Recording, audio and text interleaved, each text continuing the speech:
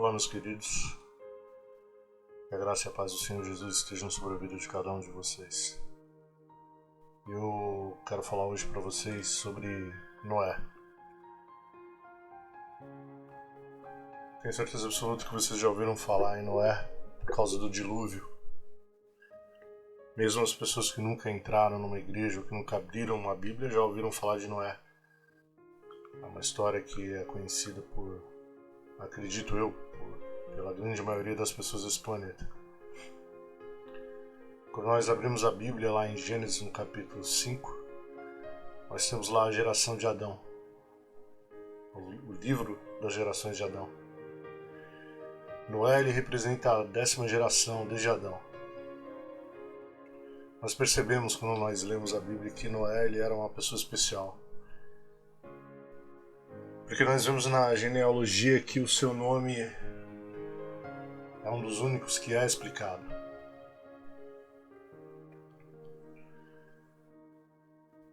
Seu pai, Lameque, ele colocou esse nome em Noé, porque esse nome tem conotação de trazer alívio. Nós percebemos quando nós lemos a Bíblia que Noé era um homem obediente a Deus. Ele não questionava o que Deus era, nem o que Deus queria dos homens. Tanto que ele foi achado um homem justo na geração dele. Os homens daquela época estavam completamente perdidos no mundo. Os homens estavam imersos no mal. Os homens estavam completamente contaminados pelo mal. E Deus se entristeceu com tudo isso. Mas Deus olhou para a terra e viu Noé. E Deus pediu para que Noé construísse um grande navio. Porque Deus queria reiniciar todo o processo. Mas ele utilizaria a vida de Noé nisso. Porque ele considerava Noé irrepreensível. E ele também sabia que Noé, a despeito do que Deus pediria para ele, porque vejam, Noé e a sua família, eles não tinham visto chuva, como a Bíblia diz, antes disso. E aí vocês se coloquem no lugar de Noé. Deus vem e fala para ele, constrói uma arca, no meio do nada, não tinha água ali, não tinha rio, não tinha nada. Mas Noé não questionou. Pelas contas que nós fazemos, nós percebemos que Noé tinha em torno de 480 anos quando Deus falou com ele sobre a arca. E quando ele entrou na arca, ele tinha 600 anos, ou seja, nós temos aí 120 anos de janela. Se coloque no lugar de Noé, como as pessoas daquele tempo, que eram completamente incrédulas, que não tinham mais nenhum tipo de relação com o Senhor, como eles deviam zombar de Noé. Eu acho que isso tem um pouco de conexão com os dias atuais. Nós estamos percebendo hoje, em todos os países do mundo, que as pessoas elas decidiram que não querem nada com essa história de Deus, com essa história de Bíblia, com essa história de salvação. Meus queridos, não se enganem, se nessa época de Noé, Deus decidiu que faria e o fez, o dia da ira do Senhor, nos nossos dias, ele também está se aproximando e Deus vai cumprir tudo aquilo que tem escrito na Bíblia a respeito disso. Noé ele era neto de Matusalém. Matusalém era a pessoa mais velha da Bíblia. Ele morreu com 969 anos de idade. Foi no ano do dilúvio. Ele era um dos personagens favoritos do Antigo Testamento. Seu pai era Enoque, que também é uma pessoa que vocês já devem ter ouvido falar. E de Enoque se diz que ele andou com Deus. Isso está lá em Gênesis, no capítulo 5, no versículo 24. Mas que foi levado para o céu sem morrer aos 365 anos. Embora a gente saiba que o pai de Noé era Lameque, não existe nenhuma descrição do nome da mãe dele. O filho de Matusalém, Lameque, morreu alguns anos antes do dilúvio, com 777 anos após o nascimento de Noé. Eu me lembro que eu li a respeito disso quando eu tinha em torno dos meus 12 anos. E esse número ele não passou em branco para mim. Quando eu vi 777 anos, eu falei, bom, ali já havia um sinal. Era um sinal, né, de Deus. Mas também sabemos que ele era a 10ª geração descendente de Adão, né, que foi o primeiro ser humano na Terra. Quando Matusalém nasceu, seu pai, que era um homem muito piedoso, deve ter conhecido profeticamente as coisas que viriam, né? Pois o nome do seu filho significa, quando ele morreu, julgamento. E curiosamente, Matusalém morreu no mesmo ano que Deus julgou o mundo pecaminoso para o grande dilúvio nos dias de Noé. Como eu já disse para vocês, Noé tinha 480 anos quando Deus pediu para que ele construísse um navio para salvar todos os animais e a sua família. Deus estava trazendo um grande dilúvio porque os humanos haviam decidido praticar o mal o tempo todo. Isso está lá em Gênesis 6. Deus deu então, naquela época, mais 120 anos de vida para toda a espécie humana, quando ele pediu para Noé construir a arca. A arca ela não foi só o maior navio construído naquela época, né? Ela seria o maior navio construído por mais ou menos 1800 anos depois. Deus disse para Noé fazer um navio que teria mais de 101 mil pés quadrados de espaço. Os estudos dizem que ela pode ter sido construída na proporção de 1:6. A arquitetura naval moderna revela que essa proporção ela é a mais estável para embarcações oceânicas. Ou seja, seria quase impossível virar um navio. É óbvio que Deus também escolheu Noé por causa das habilidades dele. Ele era um bom construtor. Obviamente também Noé ele pecou. Porque aquele que diz que não peca ele é mentiroso. Mas Deus via nele um homem justo e íntegro, né? Entre os homens daquele tempo. Isso está lá em Gênesis 6:9. Isso pode significar que Noé vivesse em um período de tempo diferente. Ele teria sido julgado com muito mais severidade. Mas a gente não vai discutir aqui achismos, né? O que a gente tem por fato é que Noé ele achou graça aos olhos do Senhor. Ou seja, havia um contraste entre a vida de Noé e a vida da humanidade em geral naquela época. Noé ele era 100% ao contrário a tudo que existia naquela época, a como as coisas eram feitas e vistas pelos homens. Noé ele não precisou projetar a arca.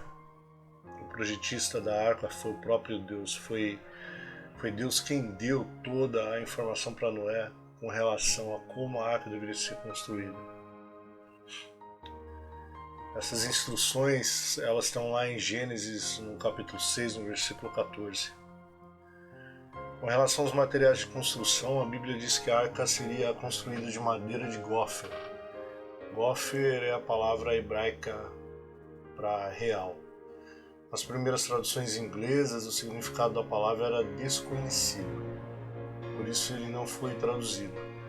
Na nova versão internacional está traduzido como madeira de cipreste.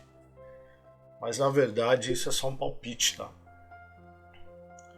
Sem dúvida foi traduzido assim devido ao fato de que a madeira de cipreste ela é muito resistente à podridão. O que era esse material que Moisés usou para essa construção, ele é um mistério, tá? Pode ter sido um tipo de madeira retirada de uma floresta pré-diluviana que a gente não tem nenhum tipo de registro. Muitas pessoas se perguntam onde tudo isso aconteceu, né? A gente sabe que a arca pousou nas montanhas de Arará, isso está lá em Gênesis no capítulo 8, no versículo 4. Mas nós não podemos saber onde a arca foi construída desde que o mundo foi destruído, né? Isso está lá em 2 Pedro 3, 6. Ao longo da história bíblica, parece que as pessoas elas hesitaram em se mover e se espalhar como Deus ordenou.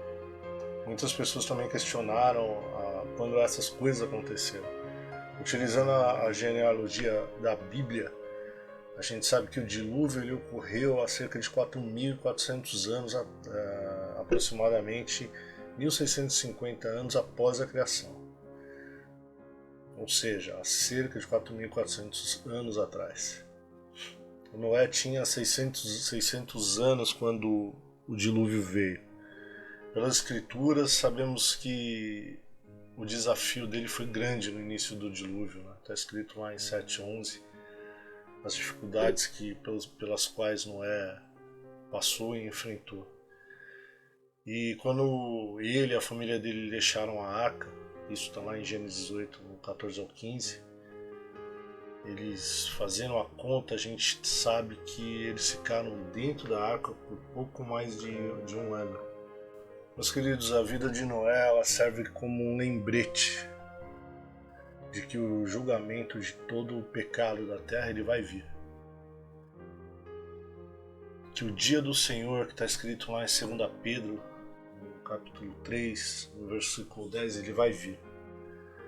Jesus ele usa a vida de Noé como um prenúncio do que será quando o Filho do Homem retornar no julgamento final. Isso está lá em Mateus, no 24, do 37 ao 38. E em Lucas, no 17, do 26 ao 27. Como tal, a gente precisa seguir o exemplo de Noé e ser um arauto da justiça e atender às palavras de Paulo. Paulo diz o seguinte: portanto, somos embaixadores de Cristo, Deus fazendo o seu apelo por meio de nós. Nós vos imploramos em nome de Cristo, reconciliai-vos com Deus. Isso está lá em 2 Coríntios 5 ao 20. Perdão, no capítulo 5, no versículo 20. Assim como Noé, nós também somos embaixadores de Cristo nesses últimos dias. O julgamento de Deus ele está chegando, meus queridos, mas ele oferece uma reconciliação para as nossas vidas por meio de Jesus Cristo. Eu tenho percebido que a cada ano que passa, as coisas elas estão piorando com relação à moralidade, com relação à justiça, com relação à igualdade, com relação ao que é bom e ao que é mal.